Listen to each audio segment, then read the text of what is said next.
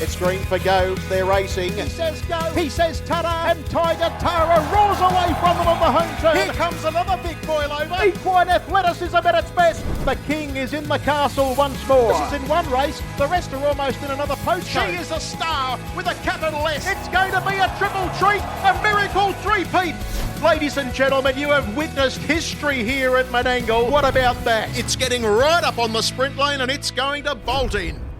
Hello and welcome. It's that time of the week. It is time for the Sunday session, part of the podcast series for Harness Racing New South Wales. My name is Greg Hayes and it is great to have your company for the next half hour or so as I talk harness racing, concentrating on what is going on in New South Wales. I spend a fair bit of time on the road in my Monday to Friday job and I get the opportunity to listen to plenty of different podcasts. But if you haven't clicked follow on the Sprint Lane podcast series, you should. It will automatically download the Sunday session and you also get the Menangle angle straight to your podcast feed too. Jess Watkins and David Watson, they look at the Saturday night meeting and have a couple of guests on the show as well. This week it was Alastair Copps and James Rattray. Alastair not only talked about his runners on Saturday night, but he also spoke about his time in the USA with Brett Pelling, which was really interesting. Good listening. If you aren't listening to the Menangle Angle, you should be. The Inter-Dominion has rolled around the first round of heats next Saturday night at Albion Park. This time next week, we'll be talking about those heats. The market on Sunday morning with Tab has leaped to fame at $1.35 to win the series. Don Hugo is $3.50, and then it's double figures. The rest, Catch a Wave, is on that next line of betting at $15. It does look Leap to Fame's Inter-Dominion series to lose.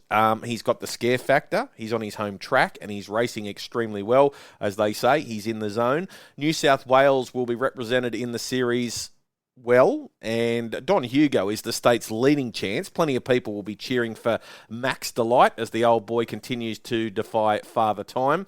David Aiken has had a hiccup or two in his preparation, but he looked back to his best last week when he finished a close second at Menangle. Good luck to all of the New South Wales representatives in the pacing series. The trotting series, much more open. New South Wales won the last trotting series with the locomotive scoring at Menangle, but the Victorian RC Phoenix is the favourite at $4 in front of the Kiwi pair Bet and Win and Oscar Bonavina, both at $5. The New South Wales Hope London to a Brick is on the next line of betting at $7. This is one series where you could see barrier draws decide the result. There is no standout going into the series, so luck is going to play a big part. Shout out to friend of the podcast, Christy O'Sullivan. Now, I had Christy on the show previously talking about her stable. I saw some nasty photos of Christy on social media about this time last week after she was hit in the face with a horseshoe during the running of a race at Wagga Friday week ago. Now, I reached out to Christy last Sunday to see how she was doing. She's a pretty tough customer. She said she's doing better than expected. She has a couple of fractures in the maxilla, which is the top jawbone. A stitched up fat lip and some dental work already, but will need more. She thinks she was pretty lucky and could have been a lot worse. The stewards think it happened around the 600 metre mark in a race. One of the stewards found the spot in the footage and they apparently saw the shoe flying when they zoomed in. I've known Christy since she first started driving down in Canberra, which would nearly be 30 years ago. Pretty nasty injury, and fingers crossed she is on the mend. Interesting to see Cam Hart head south to Melbourne on Saturday night to help out the Emma Stewart stable. Cam drove 3 winners and a second down south. I wonder whether we're going to see more of this in the future. Now, obviously, Emma and Clayton have a big stable and therefore a big stable of drivers as well. Cam is still getting plenty of opportunities in Sydney, but without the backing of the Jason Grimson stable, logic suggests it makes sense. Cam has the drive on Bay of Biscay. It was one of his 3 winners on Saturday night. The horse was having its first start since the Chariots of Fire.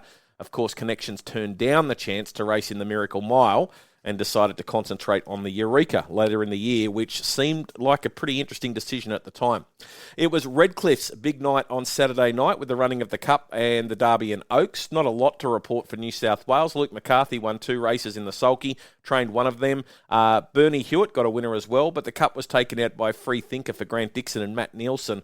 The race changed complexion inside the final lap when Always Smoking hung out, which made room for Mossdale Terry. Always Smoking was in front, rolled off the pegs. Mossdale Terry and Shane Graham shot up the inside, and Free Thinker, who was racing 3 pegs, all of a sudden's behind the leader and just continued to stalk as they turned into the straight. Free Thinker used the sprint lane to win in the end. Interesting to see I spoke about it on the podcast before, Hoosier Park, where I worked in the US for the Breeders' Crown going back a few years ago now. They shut their sprint lane down in the US just on a trial basis. I wonder whether there'll be a push to eradicate sprint lanes in Australia. We do seem to follow the US, so who's to say? Closer to home, some of the big boys were away, like Luke and Cam, and it was good to see some of the young talent in the state taking centre stage at Menangle on Saturday night. Bailey McDonough drove 3 winners on a Saturday night for the first time since moving to New South Wales, and Ash Delosa picked up a driving double, including Lux Aeterna, who turned the clock back a few years, running 150. Amazing the depth of talent in the state at the moment. This young talent we've got, all the young guys and girls, Cam Hart, Jack Callaghan, Jet Turnbull. We spoke with Zara Fitzpatrick last week on the pod. Bailey's 27, Ash is 26. These two have been around for what seems like a while, but they're only in the early stages of their career as well. The second of Ash's winners was You Betcha Tiger Pie in the free-for-all. Now, Mick Stanley made the point last week. He wanted to get a regular driver on the horse, but Ash made it 6 different drivers in its last 6 starts. Seems to be working for the horse. Another victory. Who's on the podcast this week? Well, it makes sense to catch up with the 2 leading performers from last night, Bailey McDonough and Ash Delosa. They won 5 of the 8 races between them. Both have made the move into training horses to supplement their driving careers, so I'm looking forward to catching up with them both on the podcast. And, of course, I'll play the second part of my chat with John Tapp after he was inducted into the Australian Racing Hall of Fame. And this week we talk more about his involvement in the sport of harness racing. Mr. T will be back with another couple of tips. I'll have a quick wrap-up on fantasy harness racing right at the end of the show. Let's get into it. Ladies first, let's hear from Ash Delosa.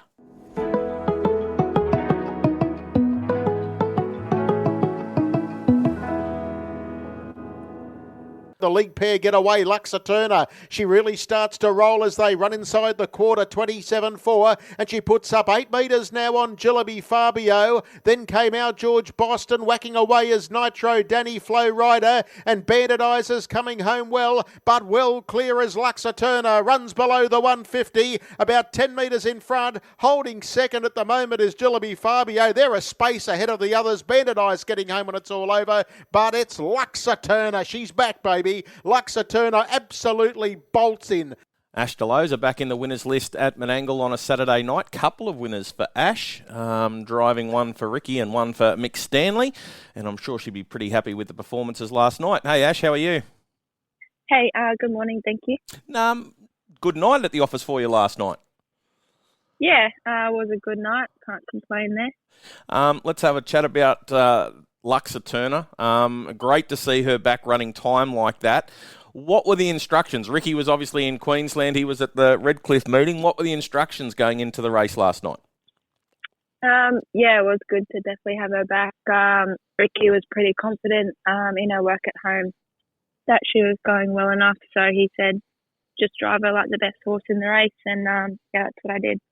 She ran 150. I think that would be a huge sense of relief for Rickie. Obviously, very talented juvenile. There are a few question marks over her and how long she'd keep racing. But when she can come out and run 150, makes complete sense to keep her on the racetrack. Yeah, it was great to have her back running that time. Wasn't too sure if she could do it either, to be honest, but she proved that she could. And yeah, it was definitely good to see that she can do it still. How did she feel in the run? Did she feel super strong?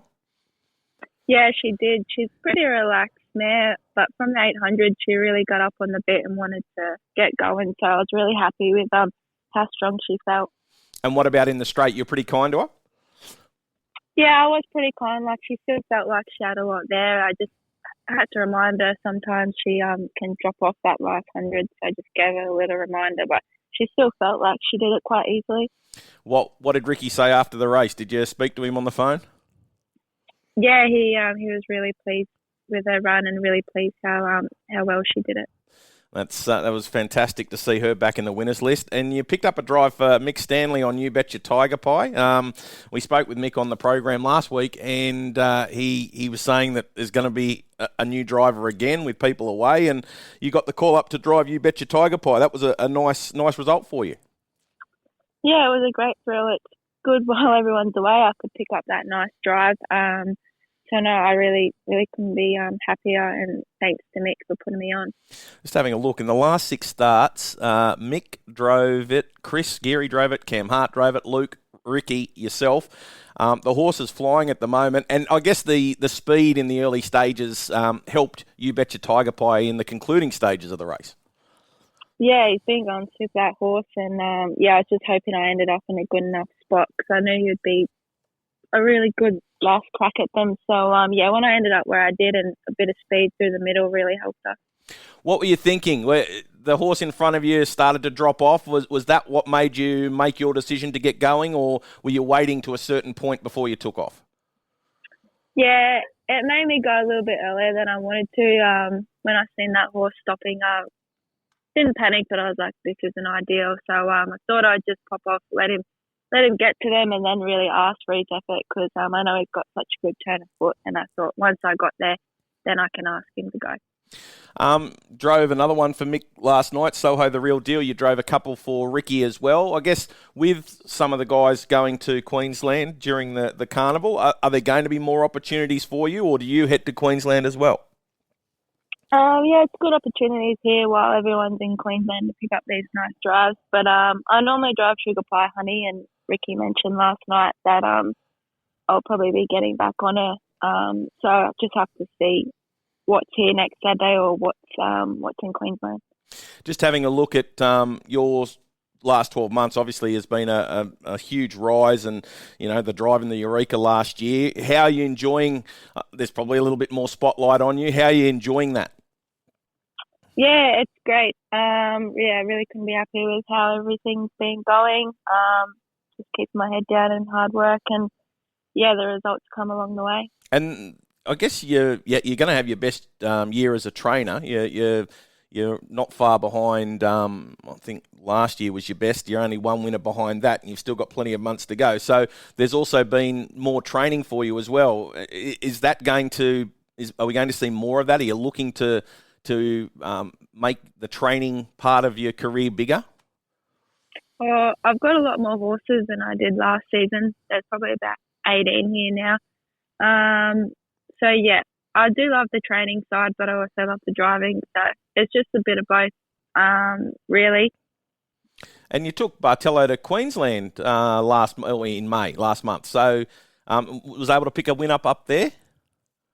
Yeah, he had his bonus still in Queensland and had been going so well here in Sydney. Thought it was a good time to take him just before the carnival started. And I thought if he could get the front, he would be a good chance. So it's good to pick up his bonus for the owners. Yeah, I guess, and that's part of the trainer's job. You've got to be mindful of what they're eligible for and where you can sneak away and pick up some more prize money.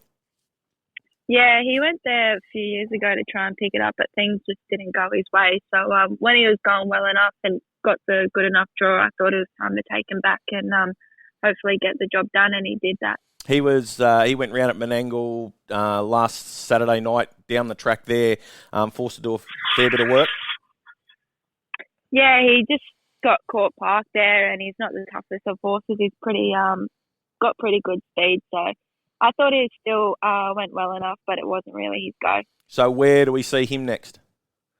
He just had a few days off after that run, just give him a little freshen up, and he'll hopefully be back to Menangle soon.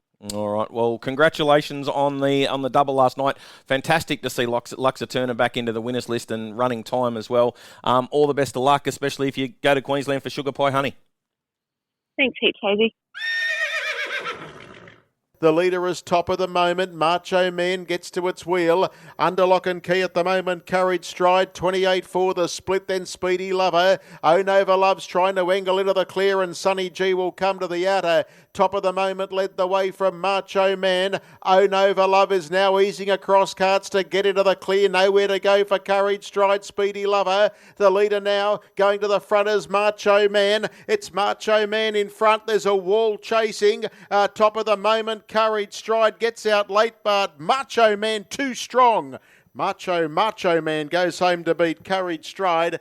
Huge night for Bailey McDonough at Menangle on Saturday night. 3 winners on the program, and good to see him driving for all the different trainers. And Bailey's joining me to have a chat. Congratulations, mate. Nice to drive a treble on a Saturday night.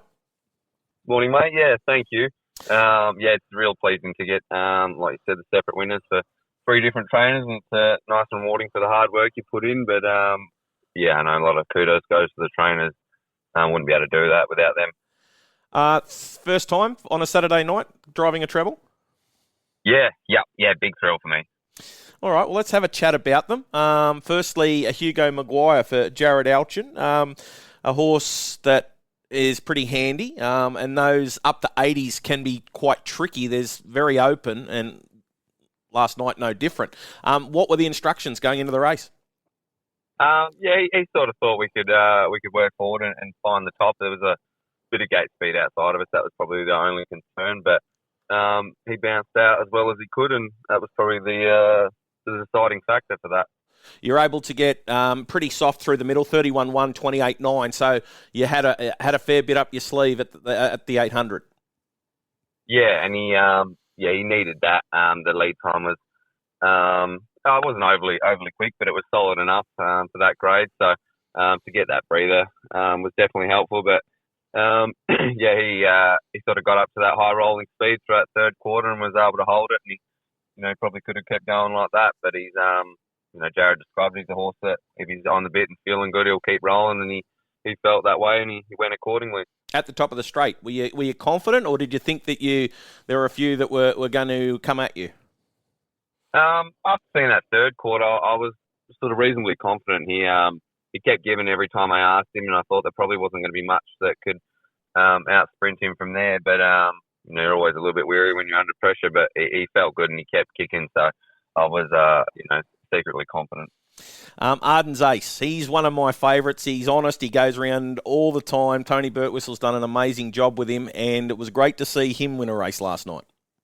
Yeah, I absolutely love the horse, and Tony does a stellar job with him, and to turn him up week in, week out, he just keeps producing. But I was ridiculously happy to get that win for Tony. He deserves it. So, couldn't be happier. The horse has got tremendous gate speed and can put himself into positions, and that's probably brought him unstuck in a few races because he gets locked up. He doesn't get a crack. But last night, you decided to try and go all the way? Yeah. The plan wasn't that. Tony was pretty happy to hand up to Craftman's Charlie or another one if it came looking, but sort of as soon as I got there, relatively easy, I decided to hold and give him his chance. Yeah, sort of as soon as he gets to the front, a lot of people just come looking anyway. So we had to try our luck last night, and luckily it worked out. Yeah, you've been driving him a lot lately, which is good to see. So you're starting to build a good affinity with the horse. Yeah, and he couldn't be any easier to drive. You just point him out the gate, and you very rarely not lead. So no, it's he's an easy horse to drive, and like you said, though, it can be a bit tricky at times, sort of trying to pick the right one to hand up to when everyone comes calling. But I'm really happy to get that win, and stoked to get the drive, to consistently drive him for Tony. Mate, Macho Man in the trot, horse that went round at double-figure odds. David Aiken is the trainer. An impressive win in the end. Yeah, no, he was really good. Definitely know he's got the abilities. Just got that bit of a temperament, and he just probably lacks a bit of mind control at this stage. But last night he trotted brilliantly. So hopefully that means he's starting to put it together. And if he does, I think he'll consistently start to build throughout that grade, and be more competitive and be able to put him into the race at certain points without the negative outlook of, he might do something wrong. So what was it like? He ended up starting from barrier 1 last night. You ended up 3 pegs, and then were you always going to come off the inside if you got the opportunity? I thought about coming off straight away and just sort of letting him roll up and see if the top was there. But, I was still a little bit hesitant to do that. But, I did play into my mind whether I should stay on, stay off. But he's a horse that, if they start coming outside of him, he can get a bit revvy. So he's probably best off in the open and rolling, and the race sort of helped in that sense. Where Josh kept rolling along, it probably played into our favour more than anything.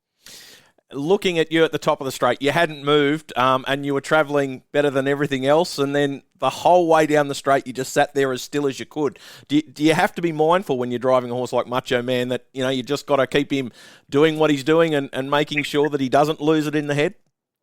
Yeah, for sure. And probably the best thing for him is to think that he's full of running and you know, while doing so last night, he still was. But yeah, I was being mindful that had I asked him, you know, he could probably just jump out of it. But I drove him a few runs back and he didn't give me any inkling that he was going to break. And then sort of the next start I drove him, he got away badly from the stand, and I just don't think he was ever in rhythm. But last night he never gave me any sort of sense that he was going to make a break or do anything wrong. But yeah, it's in the back of the head always. With, you know, you obviously drove one for Tony Birtwistle, driving one for Akey as well, and you've been doing three of the last four, I think, on that horse. How is it as a freelance driver? I would think in Sydney it's pretty tough. There are a lot of good drivers going around. How are you finding the opportunities? Yeah, like you said, it is really tough. There's a lot of good drivers up here and a lot of young blokes. You know, they're all very competitive, which creates a good nature up here in Sydney. You know, there's a lot to strive for, and you know the achievements mean a lot. So to drive three winners for three separate trainers last night, like you're not going to do that very often. So it's quite a big thrill, but you know it's very rewarding in that sense. Does that mean you've got to work a little bit harder? Like you've got to be willing to do a little bit more travel to get the opportunities? Yeah, for sure. I mean, I think you know, in this sort of circle of, you know, Penrith and Menangle and that, all those same trainers watch those same places, so you can never give up a drive, and you know you're always being watched. You don't think that people have seen that one drive that you stuff up or that one good drive you make, but you know that's always talked about the next morning. So you know you're always on watch, but yeah, it's probably not as bad for me as some of those top echelon drivers, but yeah, there's always a sense of pressure there. I want to talk to you too about Bandit Eyes. He is in good form at the moment. He won 2 starts ago, and then last night ran third, beaten a fair way, but they did run the hands off the clock. Lux Aeterna ran the 150. You must be happy with how he's going. Yes, stoked. I sort of just went into last night. Yeah, with not much in mind. I thought that it's a hard race for him, and you know I'd need something drastically to go wrong for him to probably be winning it, but he went as good as he could without winning. So yeah, I couldn't be happy with him. You know, just he was still full of running at the finish, so I couldn't ask for much more. And you know, he's only a low-rated horse, so hopefully he's got a bit more to give going forward. So, how big's your team at the moment? How many are you training? I've got 5 of my own at the moment, so it's not too bad. And sort of with Sophia's, we got the 8 all up. So, yeah, quite quiet, but enough to keep us busy. Yeah, and I guess you need those horses as well, along with that freelance driving to make a full go.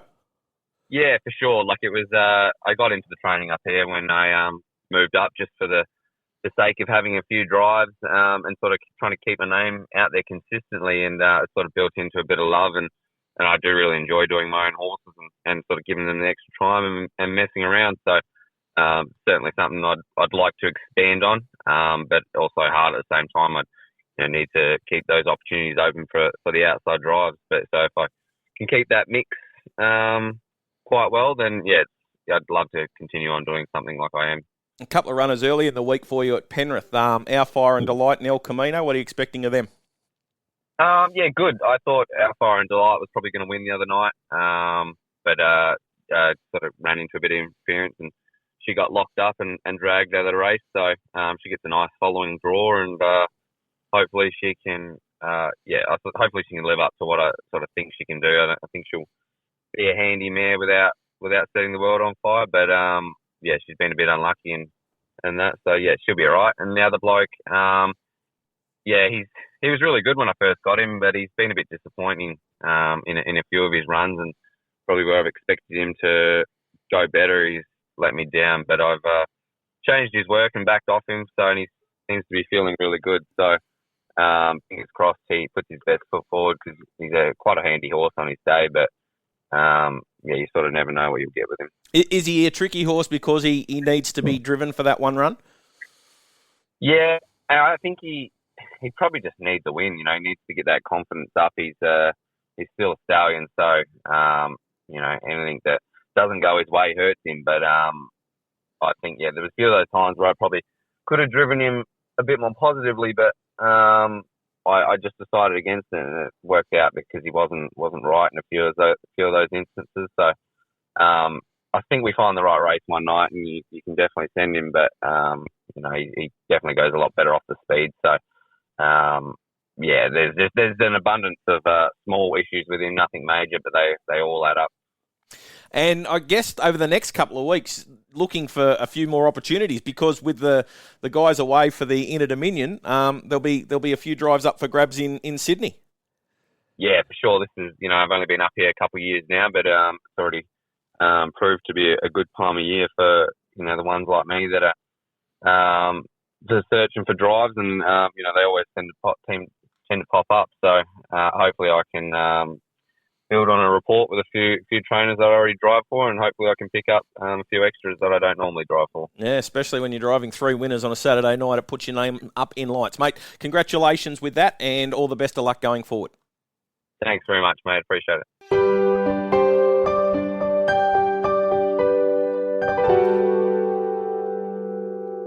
Last week, I played part 1 of my chat with John Tapp. We talked about his induction into Australia's Racing Hall of Fame, talked about the accolade itself, and I left last week's chat with John talking about how he enjoyed harness racing as it was a stress release for him, and he started spending time with some of the leading trainers in the sport, which leads us into this week where John and I discuss his training career in harness racing. I've had some good feedback on this chat, which makes me think there is room in this podcast series for more memory lane interviews, but I'll keep working on that idea. Let's pick up part 2 of my John Tapp chat. You competed at the highest level as a trainer. You won Group 1s. You won the Victoria Oaks with a 25-year-old Greg Sugars driving Charlotte Brew back in 2010.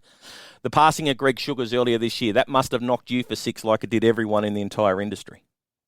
Saddened me deeply, Greg. I didn't have a lot to do with him, obviously, other than our connection with Charlotte Brew. He did drive one other winner for me one day at Melton. I had a little horse called Jukebox Music in a Breeders' Crown heat. It was a Sunday meeting.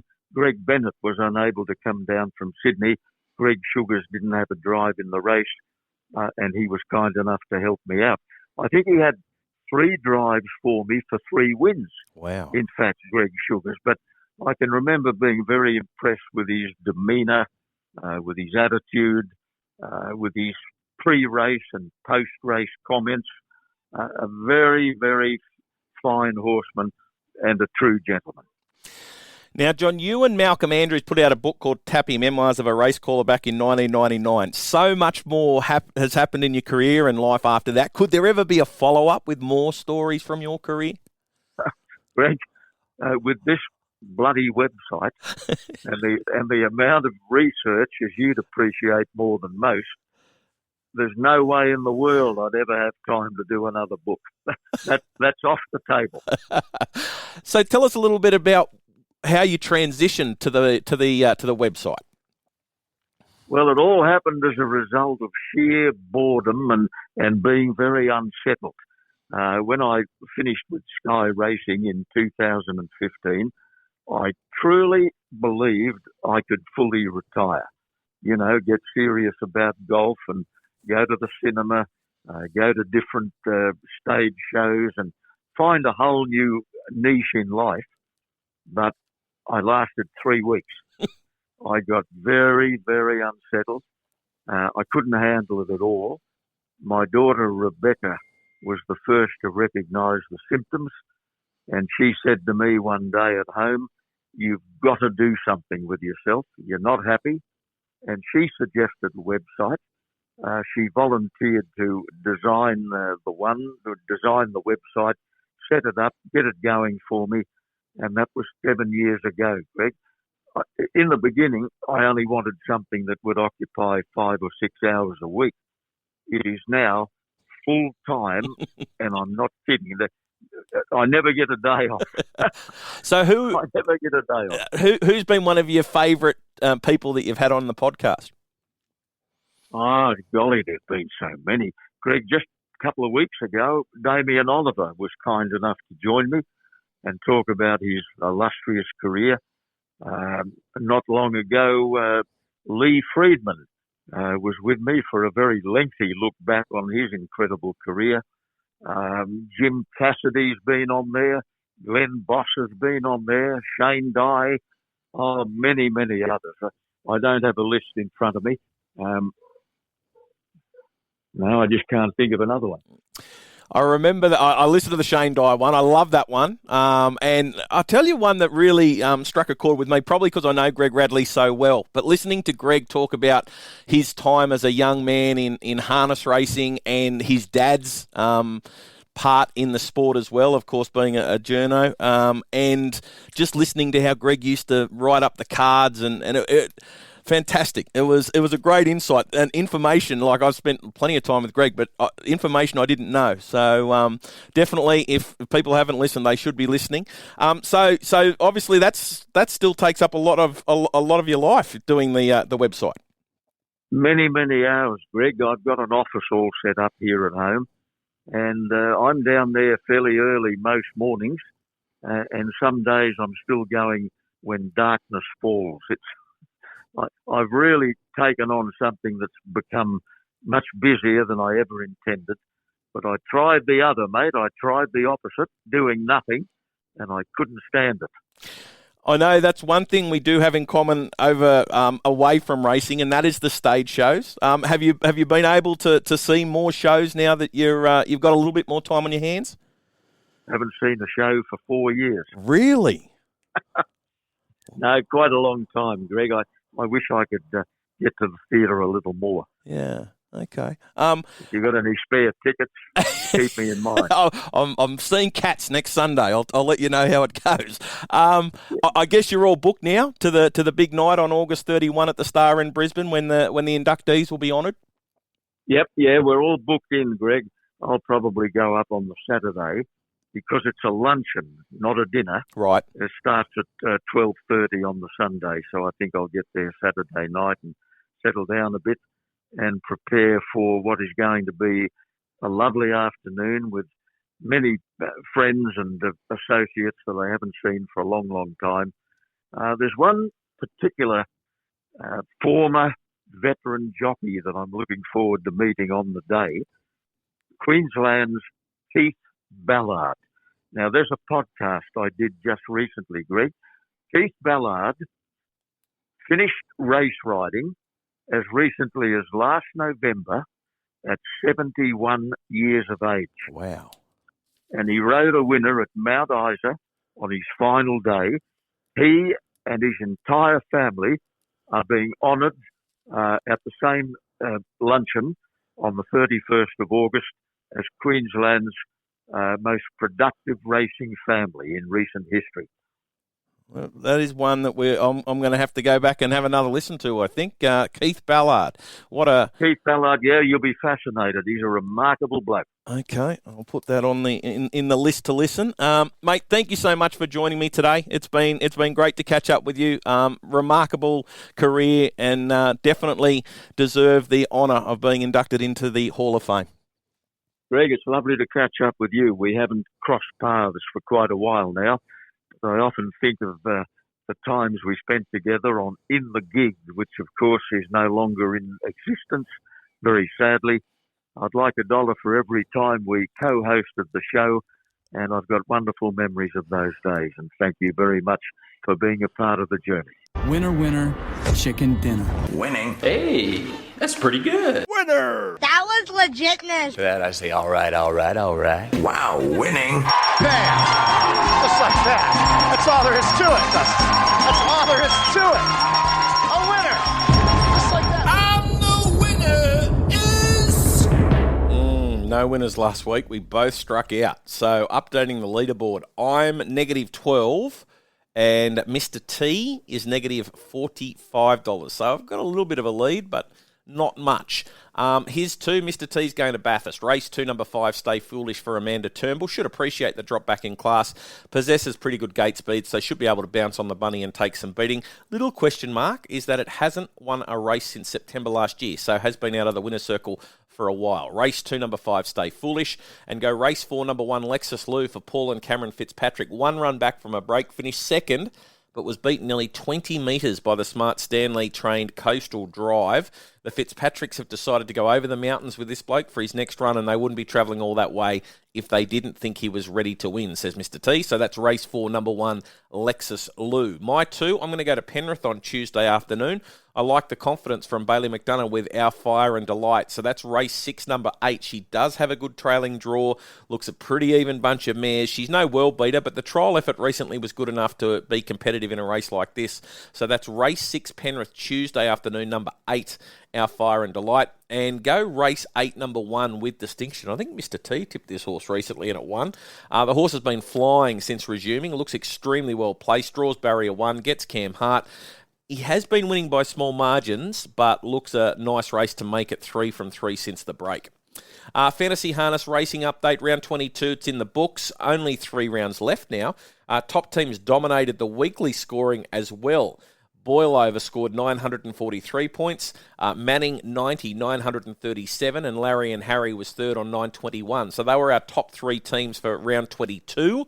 Overall, Manning 90 is on 17,040 points. Boilover, not done yet, 16,996, so only 44 points behind with 3 weeks to go. And Sir Jimmy's All-Stars on 16,797 with Larry and Harry on 16,771. So there's only 26 points between Sir Jimmy's All-Stars and Larry and Harry battling it out for third spot. Interdom starts next week, which makes things a bit trickier. Less opportunities for the travelling drivers heading to Queensland. Good luck in the final few weeks. That wraps up the podcast for another week. Thanks to Ash Delosa, thanks to Bailey McDonough for joining me this week, and of course to John Tapp for the chat over the past 2 weeks as well. Can't wait for the Interdom. We will be concentrating on the Inter over the next few weeks, even though it is happening outside of New South Wales. Have a great week. It's bye for now.